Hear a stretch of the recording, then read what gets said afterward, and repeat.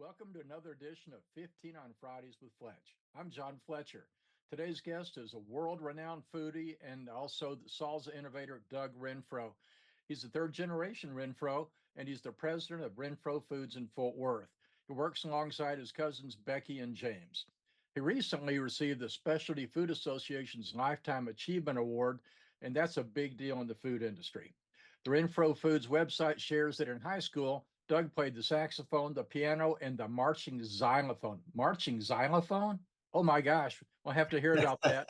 He advanced to the state competition, but sadly, as an adult, he only plays the kazoo. Any comments so far, Doug?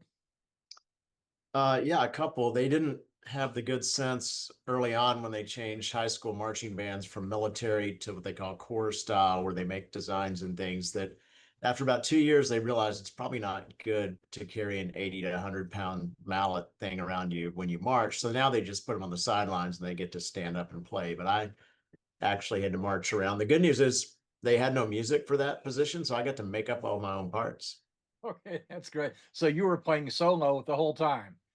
That's in my cool. mind. So tell us about your entrepreneurial spirit has led you to be a leader in the salsa industry.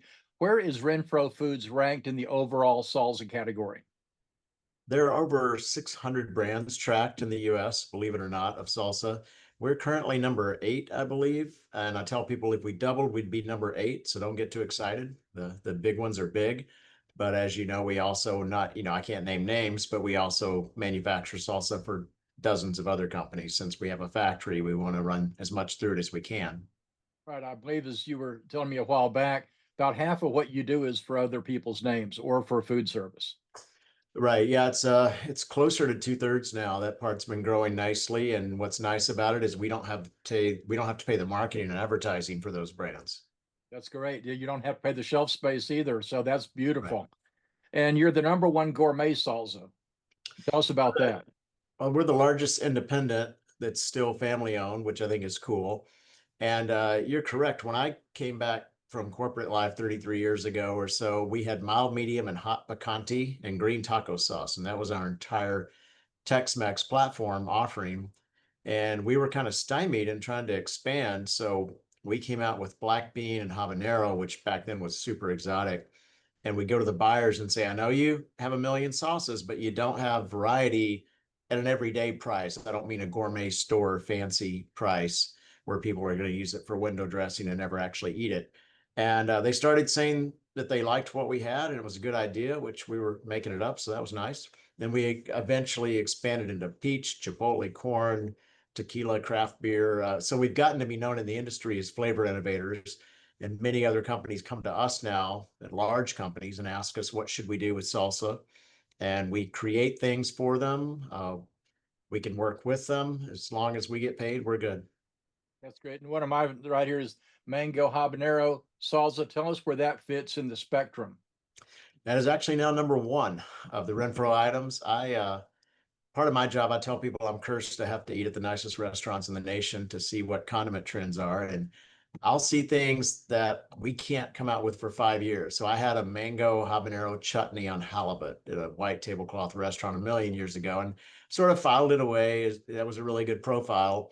About 5 years later, we came out with our mango habanero salsa, which was the first such combination on the general market. Now, of course, it's everywhere. But even some of the family didn't think it was a good idea. And thankfully, it was. It was very delicious. And I always point out, by the way, most of my ideas are bad. Just you get lucky every once in a while with a good one. Well, so tell us about the exploding salsa that you had in the research lab. I was bean dip. I want to clarify. Okay. We had a huge customer who wanted to do bean dip, and my dad and my uncle had 50 years experience, but they had 0 years experience with bean dip. So I was making it up using a spice blend recipe from a vendor. And the first jar, I thought I made it. The next day I came in, my dad pointed to the ceiling and the lid was up there because it had blown up overnight. And that's how we found out the pH was way different on bean dip, the acidity. With salsa and relish, you didn't have to worry. With bean dip and cheese sauces, as we later got to be experts on, you have to acidify it way more than you would a naturally acidic item. And it's like the bean dip and cheese sauce you would make at home, those would be illegal to put in a jar on the shelf because it would gross stuff, to be technical. Well, and also you do some fun things at trade shows. Tell us about your wearing your Royal Canadian Mountie outfit. Well, we were trying to make a name for ourselves in Canada to really grow. So I rented a Canadian Mountie costume in Fort Worth and flew that thing all the way to Canada and dressed up well like a Mountie. I mean, it took forever to put it on. It was really hot. But everyone who walked in the show, they said, you got to see the moron from Texas wearing this Canadian Mountie costume. And we got vendor of the show, and everything with me is about selling more and more jar. And nobody wants to talk about the short, bald guy. It's about putting the brand in their face. And it was really good. We made our biggest sale ever to a retailer in Canada. I did find out at the end of the show it's a felony to dress like a Mountie, so I've never done that again. But it was a good one show. Oh, that's incredible. So we talked about mango habanero is number one. Give us the top five. Mango habanero, and it barely passed habanero, which was one of my first two items when they threw R&D at me a million years ago. Um, and then and habanero is about 5 times hotter than mango. So I eat mango habanero at home personally all the time. My taste buds stop way below some of the hotter stuff. Our number three is green, which is a jalapeno based, then peach, which is super mild, and then the ghost pepper, which is obviously very hot. So it's an interesting mix there. Those five are probably half of our Renfro sales. Where does the Carolina Reaper fit in? That's obviously the hottest of the hottest. Yeah, it's funny. It's at the very bottom for grocery channels, but it's number one or two on online channels because people who want it really want it. They don't care what it costs, and the only way for them to find it is normally to buy it from our website, Amazon, Walmart.com, something like that. And so it's funny. It's either number one or number 30, depending on which channel you're talking about. Well, and I've seen people on YouTube doing some crazy things with some of your hottest flavors. Tell us about those. Yeah, what's fun is if you go to YouTube, it's fun and a little scary. If you go to YouTube and put in Renfro, Ghost Pepper, Renfro Habanero, pick one, there are all these videos of people like betting their friend $200 they can't drink the whole jar and not have any milk in between or all kinds of things that we had nothing to do with, but they're funny. There's one, I can't remember if it's Scottish or Irish, but I think maybe it's Scottish people trying Mrs. Renfro salsas, and they progressively go from peach to medium to green to end up with Carolina Reaper. And there's a lot of profanity, a lot of funny accents, and people turning red. But great marketing, fun. We don't know who they are. We never had anything to do with it. But that's where social media, I've always said, is a great leveling of the playing field for little companies like us against the big people. Well, and also you engage so well. There, y'all have videos where you and Becky are making recipes. Tell us about a little bit of your social media. We use an ad agency to manage the official channels, but they work closely with us and see what we do personally. And you're right, we've done things over time where Becky and James and I are cooking and throwing cheese at each other and showing how to use a whole jar of the product instead of a teaspoon with something. And I'm always willing to do every podcast or public event, anything that might sell one more jar. So one of our mutual friends was trying to get a reality show going, and she brought a chef to my home. They looked through the fridge, picked some things, and made an entree with witty repartee and commentary about our company. And it's still out there. Things on the internet never die. It's Well, interesting. tell us about some product placement that you've had. I believe Spy Kids was that the first one?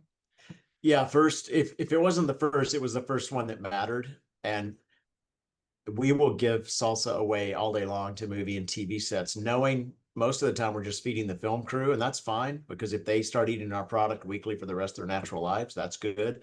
But in this case, it was somebody we'd never heard of, Austin, Texas, a director no one had ever heard of, had no budget, probably hired a kid in high school or college to get a bunch of food to stick in the safe house scene cabinet, and you could tell that person loved us because every other jar in the photo in that scene of the movie is a fake or no label except 3 jars of Mrs. Renfro's lovingly positioned toward the camera.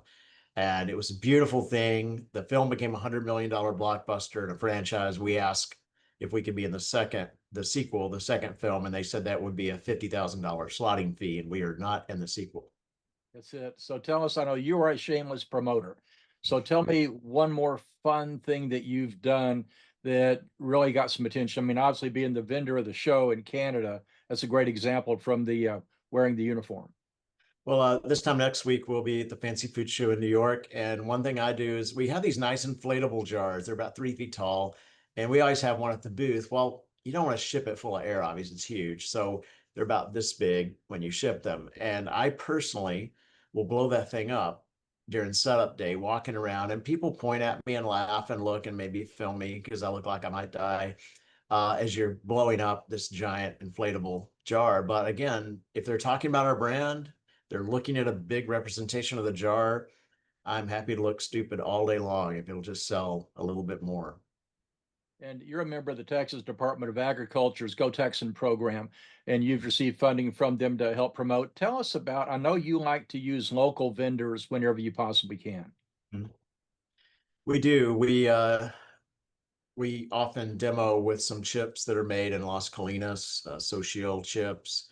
Our fresh vegetables that we use all come out of a family business in Haltom City that their late father went to high school with my late uncle. You know, when we can, we just did a collab with Best Made Pickles, a 100-year-old company about a mile from us. Their great grandparents knew my grandparents. You know, you want to do as much of that as you can. And obviously I want to point out to anyone that John Fletcher is the one that helped us get funds from the Texas Agriculture Department. I'm way too lazy and ignorant. The dealing with the government requires a lot of detail and box checking, and you were outstanding and still are at it. We appreciate that, by the way. You bet. Well, thank you. So tell us about when we go to the grocery store, you're competing with yourself some. So Mhm. tell us about that. There's a big box retailer that I went into a few years ago, and we had three facings. A facing is one, you know, looking at it head on, you can see there may be 4 or 5 behind it, but it's called a facing. And there were 3 facings of Renfro items, which was cool, but there were 23 facings of items that we make, which was just fine with me. Or we'll be on the bottom shelf somewhere, but there's an end cap that features another brand, which we make. So we run right now 195 jars a minute. We need a lot of jars to go through there to pay for all that. And we're also doing 1 and 5 gallon jugs of food service. You know, we make barbecue sauces for some restaurants. We make all sorts of sauces I can't talk about. But the key is that when you own a factory, you need to put a bunch of stuff through it. If you don't own a factory, you can't afford a factory. So we probably get a call every 12 minutes, it seems like, of somebody wanting us to make things for them. 99% of the time, it doesn't work out for whatever reason. But when it does, it's very happy day. Okay, take 60 seconds to tell us about judging at Terlingua. That's like the coolest event or hottest event. My late uncle had gotten into chili cooking in probably the 70s or 80s, and he actually won the state championship for Colorado and Oklahoma. And he would go with a bunch of guys to Terlingua, and he started sponsoring the salsa contest because they needed more things to do than just cook chili. I told my wife years ago, I'm going to go one time to make my uncle happy. And apparently, when I got home, I said it next year. And now my cousin James and I have been probably 15 times, and we're such a sponsor that I have inflatable jars are all over the place, all their local contests around the nation. But you're right, it's intimidating because there'll be 300 entries of people who've worked all year just to have the right to be there, and I'll get to judge at the head table as a sponsor, and they've eliminated 300 down to 150, down to 80, down to 60, and I'm tasting the final 22 with the local sheriff and different people. And it's not like they don't win a car and a trip to Europe. It's more of a pride thing. But it's a little intimidating, but Big Bend is so fabulously beautiful that you are so happy to be down there and looking at the arroyos and plateaus and mountains.